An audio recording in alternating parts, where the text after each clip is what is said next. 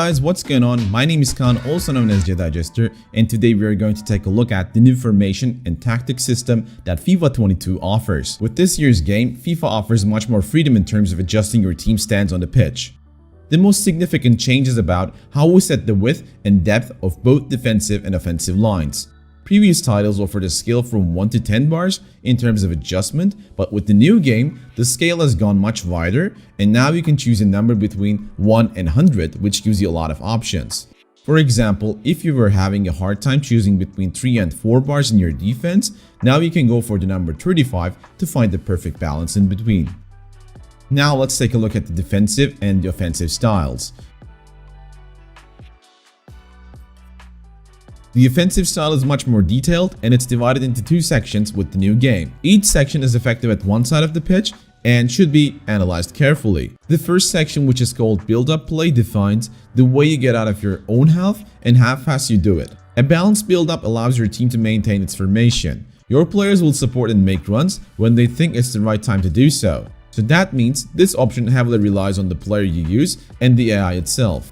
With the slow build-up tactic, your players will support each other more in the attacking build-up rather than going on forward runs. With the provided support, you can go for a short passing game, but then the build-up will require more time. Fast build-up, however, pushes your players forward for a faster build-up, as its name suggests. You will see your players go faster all around the pitch, and this will speed up your build-up. Since you will do every mechanic faster with this tactic, the margin of error will increase accordingly. You need to make sure you don't lose the ball during the build-up in order to avoid an unnecessary counterattack.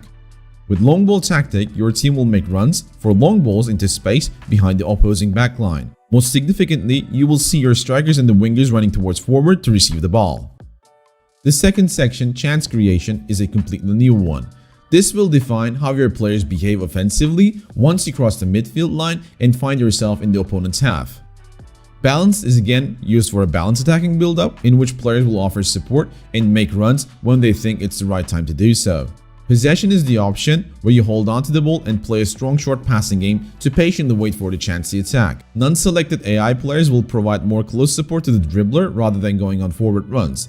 That means they will rarely create chances by going in behind the defensive line. Direct passing allows your players to create chances by making runs into the space once you enter the attacking zone. Since the players will go for occasional runs in your offense, it is important to have at least one striker with a high attacking positioning attribute. In this tactic, the AI player will adjust his run according to the position and the angle of your currently selected player. Last but not least, the tactic forward runs pushes your players forward deep into the attacking areas. Your players will be throwing themselves forward, making runs regardless of your currently selected player. That's why you could find yourself vulnerable to dangerous counterattacks if you lose the ball while building up. With the new system, the attacking tactics can be set to 16 different combinations. Depending on how you wish to play the game, you can choose the most optimal combination for yourself. If you want to have a dominant presence while having a slower approach in which you build up nice and slowly, you can go for the combination of slow build-up and possession, or if you want to play with more counterattacks, you can go for the combination of long ball and direct passing. Another example could be the fast build-up and forward runs combination if you find yourself trailing in the 75th minute of a match and urgently need a goal. It is all up to you and how you want to react to the current state of an ongoing. The defensive style remains the same with balanced, pressure on heavy touch, press after possession loss, constant pressure, and drop back.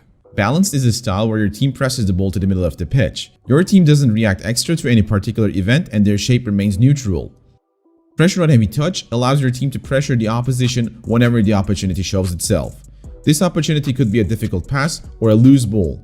This style is designed to punish the opposition's bad touches on the ball and mistakes. But be aware, even though this style sounds good, it can drain a lot of stamina. Pressure after possession loss lives up to its name. Your players will press the ball after losing it for 5 to 10 seconds. This could also drain a lot of stamina, and since your players rush towards the opposition, they could be out of their positions and leave huge gaps for the opponent. Constant pressure is basically putting the pressure consistently with everything you have. Most of your players will push forward and confront the opposition players to be able to reclaim possession. But in the meanwhile, they become increasingly fatigued, and that totally destroys the defensive structure. If you use this tactic, expect huge gaps in your defensive line. You should only use this style in the last 10 to 15 minutes of a game if you're behind in the scoreline.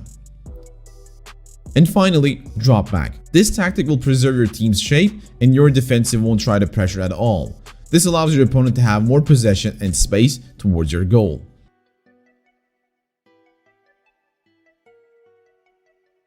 Now let's take a look at the instructions. The new defensive instructions to specific players have a significant impact on how defenders position themselves, both in offense and defense.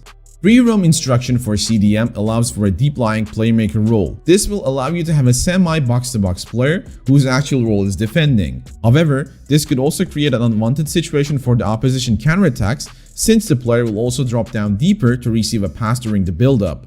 The step-up instruction for center backs and fullbacks can make those players run out of their position in order to mark opposition attackers when they are free to receive a ball. This instruction could be very useful for pressuring. However, it could also open your backyard to your opposition. That means your defensive line will be much more vulnerable to those players who are making consistent runs in behind the defensive line. The overlap instruction for center backs allows the center back to overlap wide and provide attacking support to teammates. This instruction is only usable while playing either a 3 or 5 defender formation.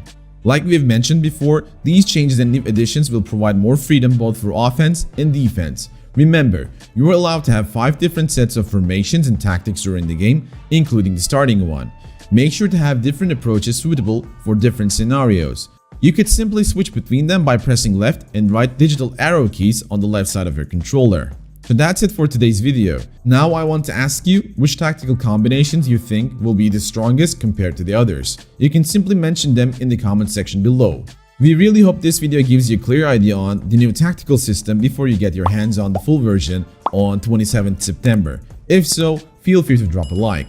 As the guide team, we will be exploring every single aspect